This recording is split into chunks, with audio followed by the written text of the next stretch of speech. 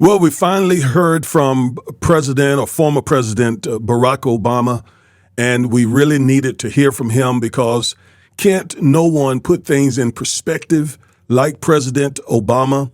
We are approximately 3 weeks away from the election, the most important election I believe this country has ever faced, because we essentially are looking at whether or not we're going to continue to be a democracy or whether or not the people of this nation are going to vote to become an autocracy.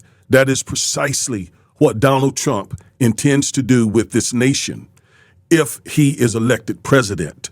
So this undoubtedly is the most important election in American history, certainly in my lifetime. So I'm so delighted that Barack Obama came out. He talked about various things, and I'm going to make different videos about aspects of his comments yesterday in support of Kamala Harris.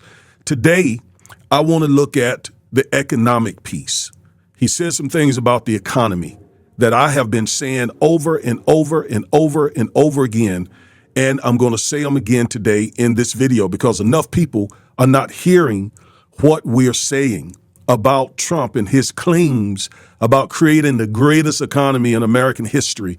All lies. And I'm going to show you today. I'm going to show it to you because he's lying as he always does. All right. Now, before we get into this, please go over to Amazon.com and grab a copy of my book, Education and Justice. In this book, I show you the many ways the public school system failed African-American children, that is, especially African-American boys and girls too, but they mistreat African-American boys, especially according to the data. And I show you exactly what to do to protect your son in this book. Again, Education and Justice, Amazon.com. All right, let's get into this. The first thing I think I want to do here is play a video.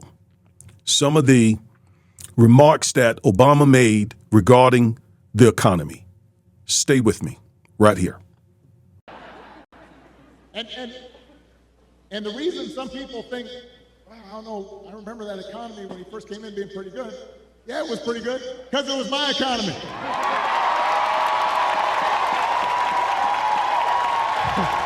We had had 75 straight months of job growth that I handed over to him. It wasn't something he did. I had spent 8 years cleaning up the mess that the Republicans had left me the last time. So just in case everybody has a hazy memory, he didn't do nothing. Now, did you hear that? Did you hear that? Donald Trump has said over and over and over again that he created the greatest economy the world has ever seen. He lied, folks. That is a lie. That is a lie. When he came into office, he inherited Obama's economy, an economy that was doing great.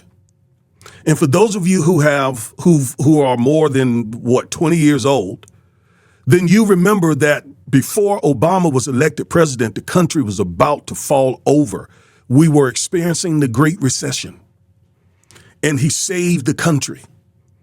I remember when, I think it was the Commerce Secretary, getting in front of the TV cameras. George Bush, the younger George Bush, was president, and they got in front of the TV cameras and said, if we don't get some money from Congress in the next few days, the country is going to go bankrupt.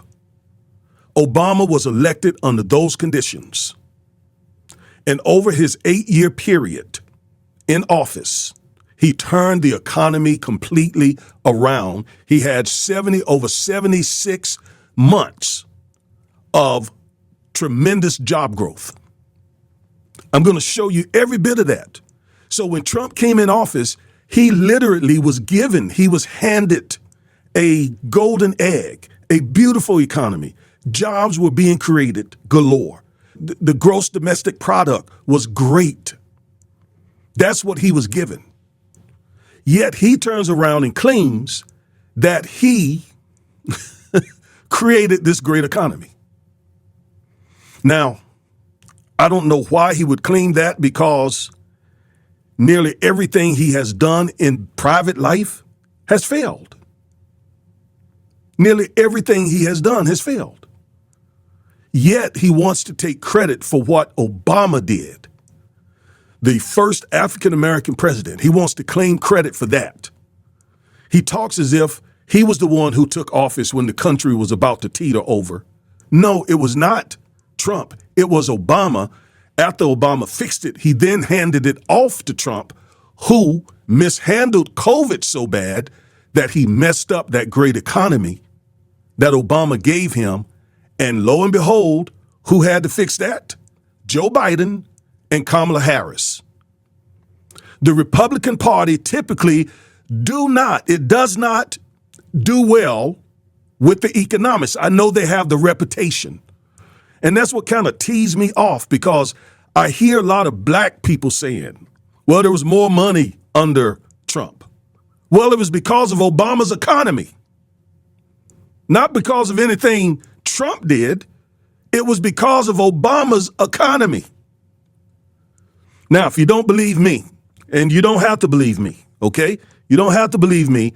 Let's look at some data. Let's look at some data. All right, here we go. Gross domestic product under Trump was the worst in a century. You look at it. I got the arrow pointed. I did not create this. Notice it says real GDP adjusted for inflation and seasonal fluctuations. Source, Augustus Corbett. No. Source, U.S. Bureau of Economic Analysis. Whose economy was the worst since Roosevelt? Trump. On the bottom, Trump. Whose economy was the best? Roosevelt, Kennedy, Johnson, Clinton. I remember when Clinton left office, he handed young Bush a balanced budget, had a surplus, in fact. The economy, folks, tend to do better with the Democrats. And I tell you why. Because this trickle-down economics junk that these Republicans be doing, it doesn't work. Giving big tax breaks to the richest of the richest of the rich in hopes that that then will trickle down, it doesn't work. Look at it. Reagan was the one who started that stuff, that trickle-down economics. His economy was 5 out of all of this. And then Carter had to come in and try to fix his. Ford and Nixon, then Obama, the older Bush, and then there's Truman, a Democrat, all the blues are Democratic administrations. Then the reds are obviously the GOP. And look at whose economy was the worst. Gross domestic product. That's all the stuff that the country produces. It was worse under Trump. And look at what happened. That's when Trump took office. A year later, it was even worse. This was when he took office. This was after he had been in office for a year. It was even worse. He lies when he says that he took a bad economy, the worst in history, and turned it around into the greatest economy. That's bull.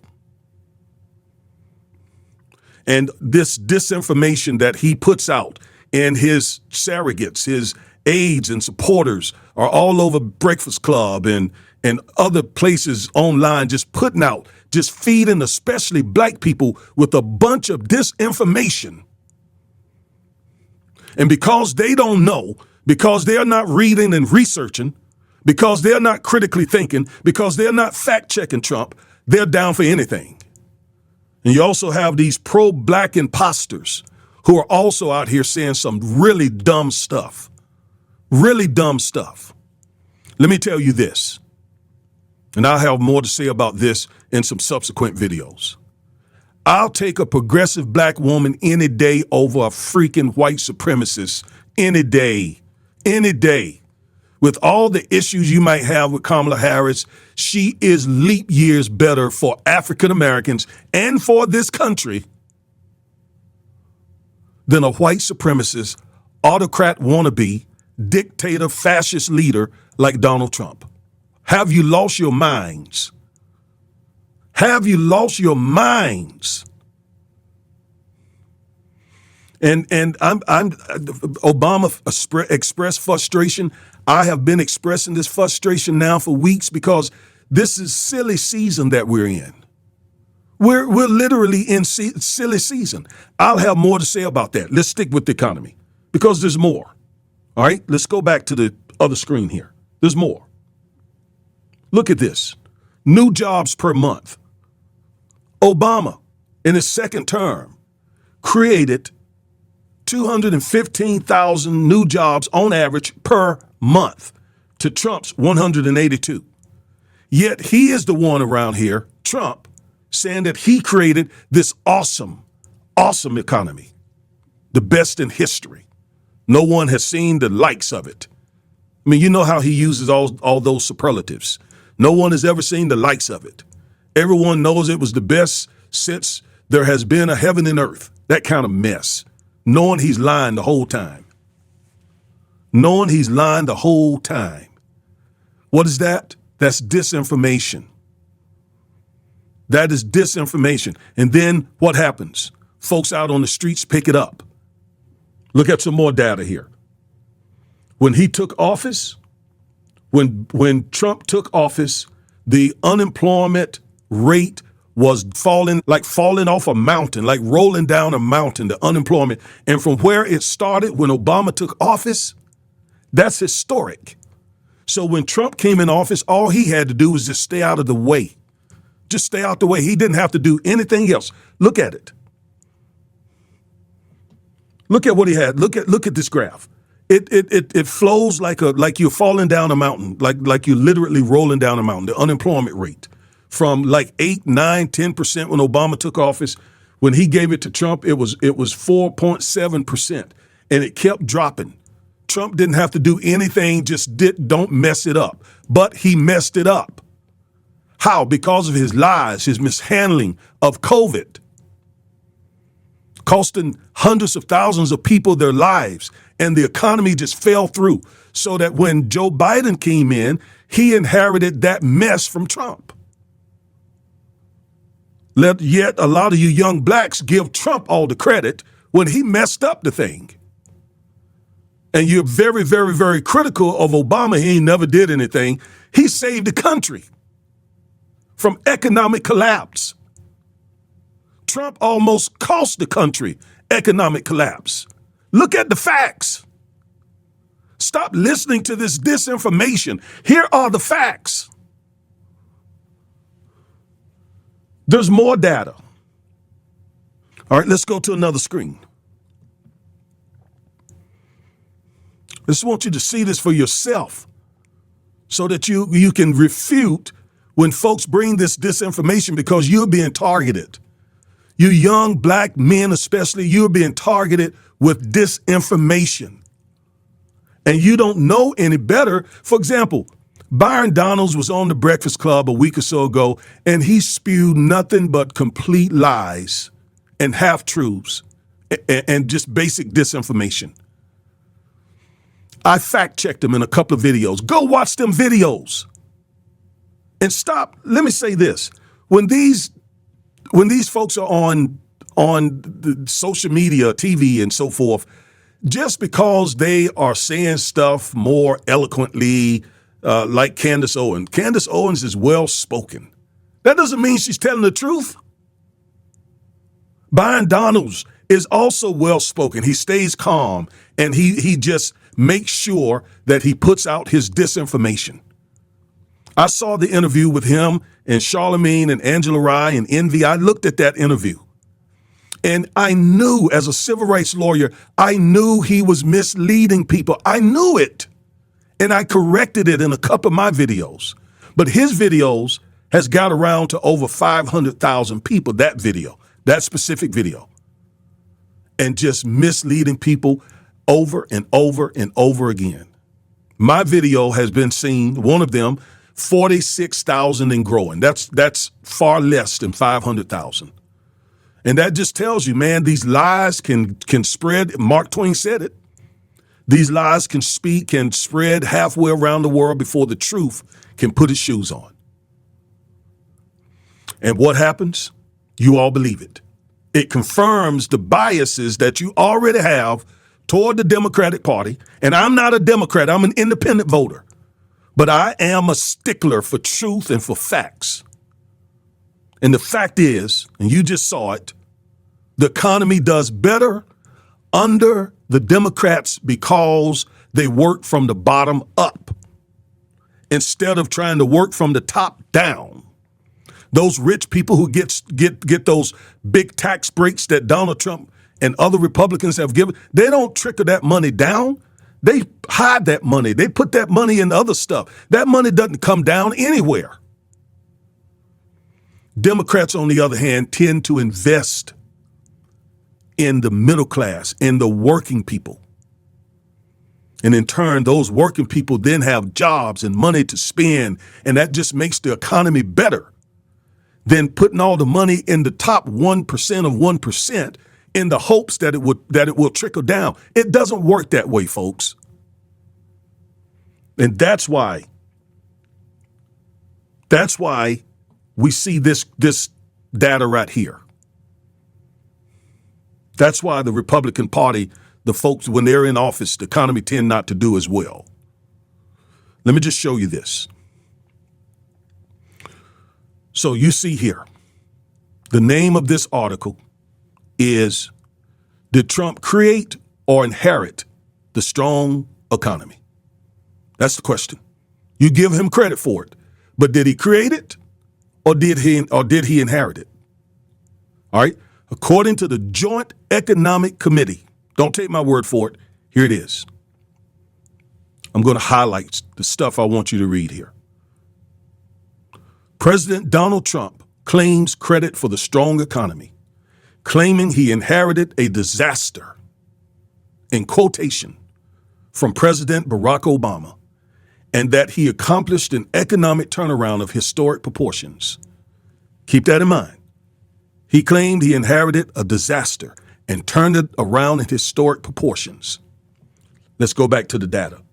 Look at his performance with GDP.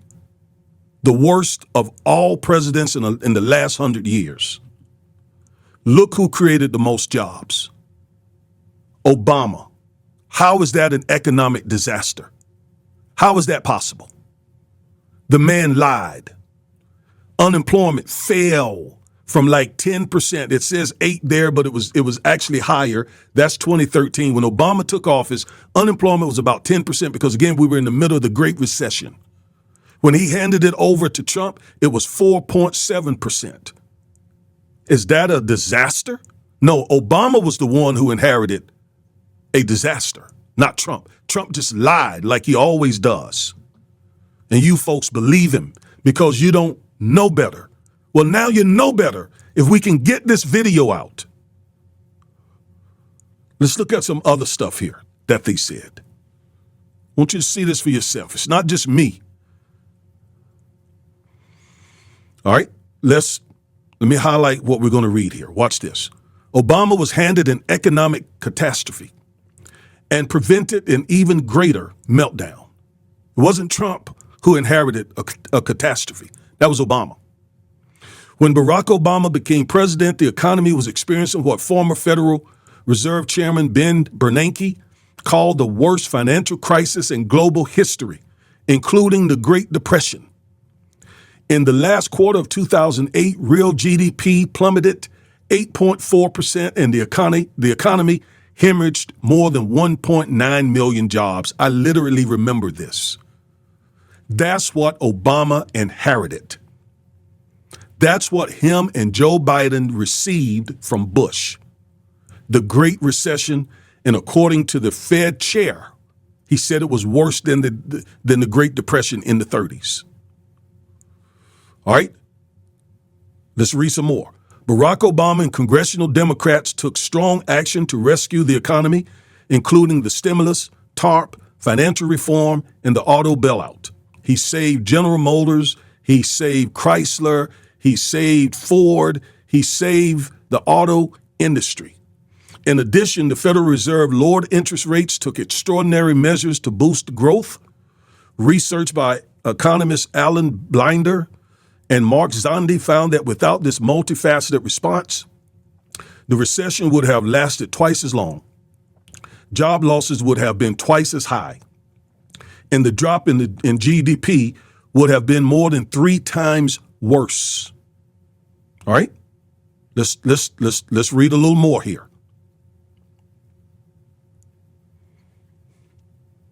Lost my place. Just stay with me. All right? Let's highlight this. I want you to see this for yourself. Trump inherited a strong economy that got stronger. Unemployment. Under Obama, unemployment was cut from a recession peak of 10% to only 4.7%. It has continued to drop and now is extremely low at 3.6%. Under Biden, it went even lower because when it went to 3.6%, what happened after that? Trump mishandled COVID and it shot up. These are the facts. Job growth. By the end of the Obama administration, the economy, listen to this, had experienced 76 consecutive months of job growth. 76 months of job growth. 12 are going to 76, about 6 times, about 6 months, and about 6 years and some months. So nearly all his time in office, both terms, first when he was elected and when he was reelected, it took him a year or two to get it turned around, and then it began to do just wonderfully.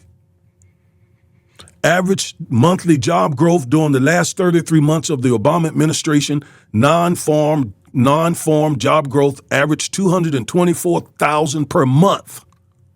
During the first 33 months of the Trump administration, the average was 34,000 jobs per month less. Don't let this man just lie to you in your face or his surrogates. These are the facts. Let's read this about income. During the last 2 years of the Obama administration, annual median household income increased $4,800. This is 3 times more than the $1,400 increase during the first 2 years of the Trump administration. He lied to you, as he always does. He lied to you. He lied to you. The economy was better, more robust under Obama after he fixed it. Trump just inherited it. Obama was like, here. Trump took it and messed it up. Now, those are the facts. And you got to choose who you're going to believe. Do you want to be just lied to?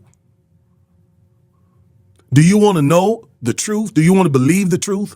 Or do you want Trump and his surrogates to continue to lie to you, to get your vote, so that they can take office, completely change our country? I read that Trump said he wanted to put the Federal Reserve under the White House. What is that if that's not autocracy? What is that if that's not Russia? The president is now controlling monetary and fiscal policy? That's what he wants? Of course that's what he wants, because he wants to be an autocrat. Are you okay living? What is an autocrat? It is where one man is in control. You want Trump in control of America? Not just president. As president, there are checks and balances. Because there's a Congress, there's a Supreme Court that he has control of already. And if we don't get out and vote, he's going to have control of the whole freaking thing. And God knows what he's going to do with the country. It was only the fighting of the Democrats when he was in office, impeached him twice, that prevented him from bringing the country down then. And even some Republicans, there were folks even in his administration who made sure he couldn't do certain things. Well, this time, with Project 2025, he won't have those folks in his administration working against him. He'll have full-blood comrades. Just recently came out that the man sent COVID machines and supplies and so forth to Russia when we needed them most right here. Folks, if you vote for this man, you must have a doggone hole in your head. This makes no sense. And I don't know any other way to talk to you about it than to talk to you about it straight up. Straight up. Just like if we were standing on the street corner. I'm going to tell you just like it is.